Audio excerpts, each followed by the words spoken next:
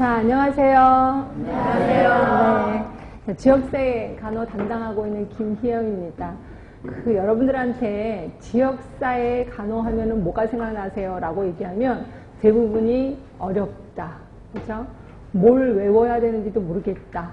그죠? 그리고 뭘 포기해야 되는지도 모르겠고, 또 외우라고 해서 외웠는데 이거를 시험 문제에 어떻게 적용하는지도 모르겠다. 그래서 어떤 때 보면은 시험 문제 이렇게 해서 이게 답이잖아요. 이런 게 이론이 있잖아요. 그러면 아, 이게 여기에 적용이 돼요. 라고 하시는 분이 굉장히 많아요. 이러다 보니까 대부분 사람들은 지역사회는 철학이다. 이렇게 얘기하고, 아니야. 어떤 사람은 신학이다. 이렇게도 주장을 하고 있습니다. 그런데 지역사회 간호를 전공하는 제 입장에서는 분명히 지역사회는 외울 게 따로 있습니다. 그래서 저는 크게 4가지로 접근에 들어갈 거예요. 자, 하나는 반드시 외워야 될 게 있습니다. 자, 반드시 외워야 되는 거. 이걸 외워야, 이걸 암기해야 그 다음에 국시로 들어가셔야 돼. 근데 이거를 외우지도 않고 국시에 들어갔다. 그럼 당연히 떨어질 수밖에 없는 거죠. 그럼 이걸 반드시 외울 걸 다 외우면 어떻게 되느냐? 50% 정도는 맞을 수가 있을 거예요.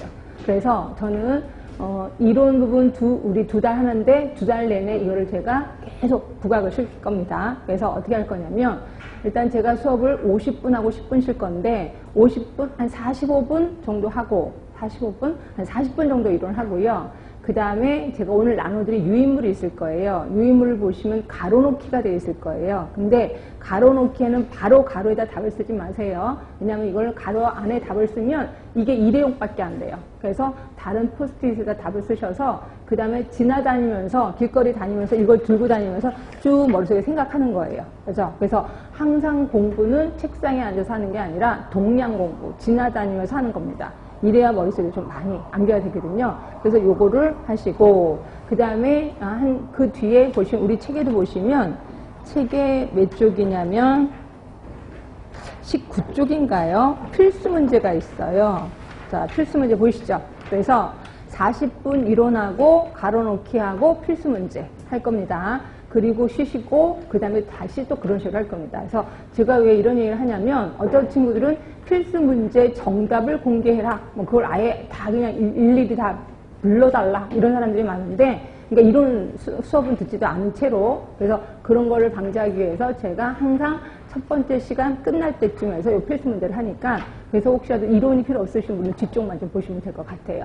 그런 식으로 해서 제가 반드시 외워야 될 거는 이렇게 해서 반복하겠습니다. 그리고 다음 주에 오시면, 여러분들이 이거 이제 완벽하게 외우셨을 거야. 그래서 다음 주에 오시면 또 쪽지 시험이 기다리고 있을 겁니다. 이런 식으로 해서 반드시 외워야 될 거는 3번 반복하겠습니다. 그러니까 3번 반복하는 과정에서 이게 이제 그 상식처럼 외울 수 있게끔 그렇게 접근해 들어가겠습니다. 자, 그러면 이제 2번째는 그러니까 암기해야 되기는 암기해야 되는데 그 양이 너무 방대한 게 있습니다. 방대한 양. 그래서 제가 봐도 이거 못 외우겠는데 라고 하는 것들이 좀 있습니다.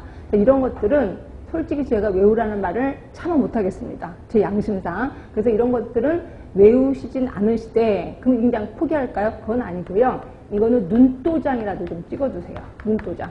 그 눈도장을 어떻게 찍느냐? 시험 보기 한 달 전부터 이걸 요약 정리를 하든지 뭐 복사를 하든지 아니면 뭐 핸드폰에다 저장을 하든지, 그래서 그냥 시간 나는 데 한 번씩 보는 겁니다. 그걸 한 번씩 읽어보세요. 이렇게 해서 보면 눈도장이 찍혀질 거고, 요게 현장에 가면 그대로 머릿속에 또 우연찮게 떠오를 때가 있습니다. 그래서 이런 것들은 이런 식으로 눈도장에서 맞으면 다행인 거고, 틀려도 그냥 괜찮다, 뭐 이런 식으로 접근하겠습니다. 그 다음에 이제 세 번째는